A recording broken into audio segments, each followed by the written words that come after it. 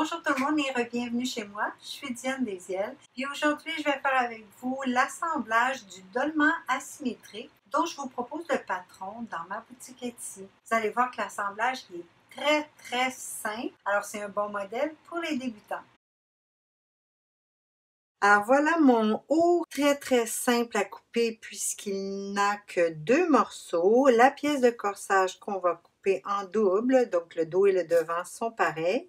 Et le bout de manche qui est lui aussi coupé double pour avoir le côté gauche et le côté droit. La petite surprise que vous allez probablement avoir, c'est la quantité de tissu nécessaire, puisqu'on a une très grande pièce de patron, mais ça vaut la peine parce que le fit est très bon et vous allez adorer le modèle. La longueur que vous aurez besoin, c'est environ 2 fois la longueur de votre patron. Alors, on commence l'assemblage. La première étape, ça va être de coudre le haut des épaules. Puis on fait ça pour les 2 côtés. Alors, vous allez voir les petits bouts de manche. Ça, c'est le haut du chandail. On va venir coudre le haut des épaules de chaque côté en plaçant notre tissu endroit contre endroit.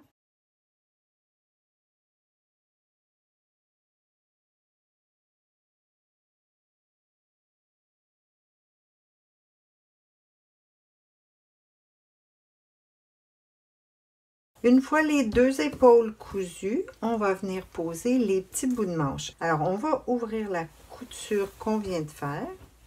Et vous allez voir, c'est la même chose de chaque côté.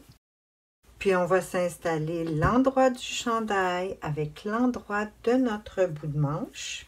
Et on va venir coudre d'un côté à l'autre. On fait ça pour la manche gauche et la manche droite. Vous allez voir que sur la manche, la partie qui doit être assemblée avec le corsage, j'ai placé un petit cran au centre qui va coïncider avec notre couture d'épaule.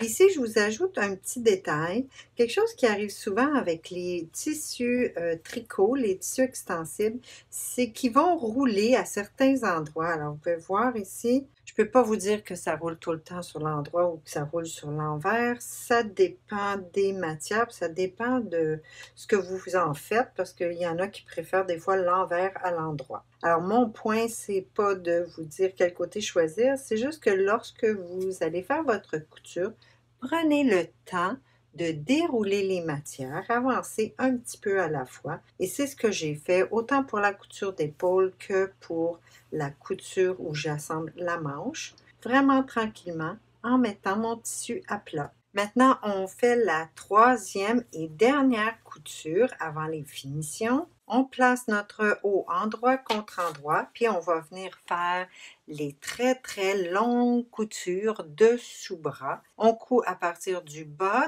de notre top jusqu'au bas de la manche en une seule couture, mais on fait ça des 2 côtés.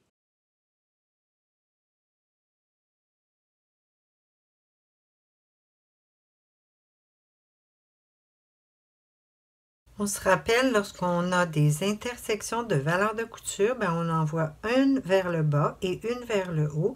Comme ça réduit les épaisseurs.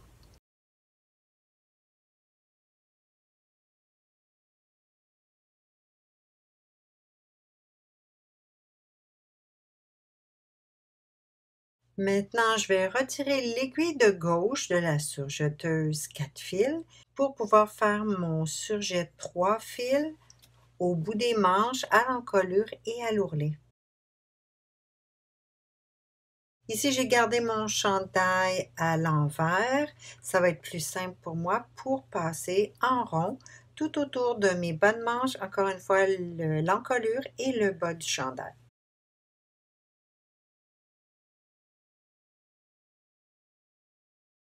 Pour sortir, on repasse un petit peu par-dessus le début. Ensuite, on lève le pied, on retire tout doucement, on redescend le pied et puis on continue la couture pour un petit peu. Alors, on peut voir que ça donne une finition au surjet droite-droite.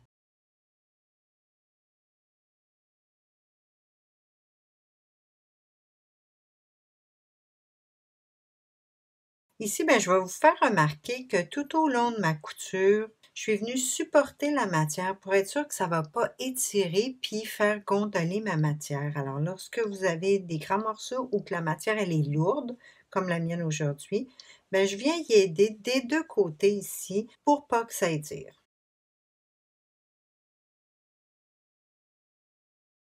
Maintenant, si vous avez la machine qui fait le point de recouvrement qu'on appelle le cover stitch, ben vous avez bien sûr pas besoin de votre overlock ici, de votre surjet, puisque la machine va faire et la piqûre et la finition du même coup. Mais si, comme moi, vous n'avez pas la machine qui fait le cover stitch, vous faites votre finition surjet, puis on va venir piquer, soit à la machine régulière à tout petit point, ou soit avec un point de zigzag très étiré, presque droit. Puis maintenant, ben, on va aller faire nos finitions à l'encolure, les deux tours de poignet et l'ourlet.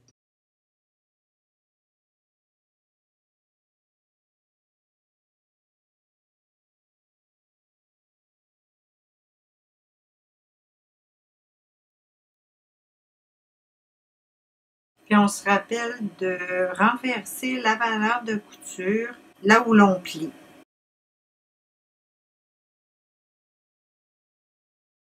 Concernant la couture, remarquez aussi que je ne vais pas faire de point d'arrêt ni au début ni à la fin.